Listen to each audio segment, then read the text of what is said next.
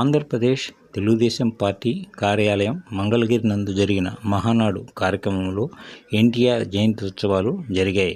ఈ కార్యక్రమంలో రాష్ట్ర ముఖ్యమంత్రి నారా చంద్రబాబు నాయుడు, రాష్ట్ర విద్యాశాఖ మంత్రి నారా లోకేష్, మంత్రివర్యులు బాలవీరాంజనేయ స్వామితో పాటు పలు శాఖల మంత్రులు కూడా ఈ కార్యక్రమంలో పాల్గొన్నారు.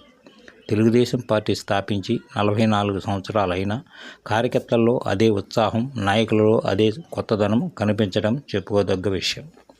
మాజీ ముఖ్యమంత్రి స్వర్గీయ నందమూరి తారక రామారావు జయంతిని పురస్కరించుకొని ముఖ్యమంత్రితో పాటు మంత్రివర్యులు కూడా ఈ సందర్భంగా మాట్లాడారు.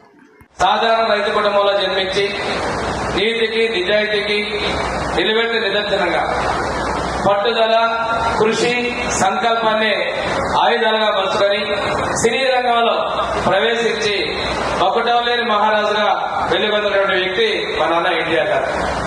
సినీ రంగంలో ప్రవేశించిన తొలినాళ్లలోనే వరుసగా 3 చిత్రాలు శతాబ్ది ఉత్సవాలు 100 రోజులు పూర్తి చేసుకోవడం వారి యొక్క నైపుణ్యం నిదర్శనం. వారికి అవార్డు ఇచ్చే సందర్భంలో ప్రతి సందర్భంలో మన పూర్వ రాష్ట్రపతి సర్వేపల్లి రాధాకృష్ణ గారు ఉన్నారు. ఈరోజు పార్టీకి విరాళాలు ఇచ్చిన వ్యక్తుల పేర్లు ఒకసారి చదువుతాను. ఇది ఒక ప్రోత్సాహంగా ఉంటుంది, మిగిలిన వాళ్ళు కూడా ముందుకు వస్తారు. తెలుగుదేశం పార్టీ ఎప్పుడు కూడా కార్యకర్తల నుంచి విరాళాలు రావడం, బయట వచ్చేటి కూడా కలిపి పార్టీ సంక్షేమ కార్యక్రమాలు, కార్యకర్తల ఆర్గనైజేషన్ కానీ ఎన్నిటికి ఖర్చు పెడుతున్నాం.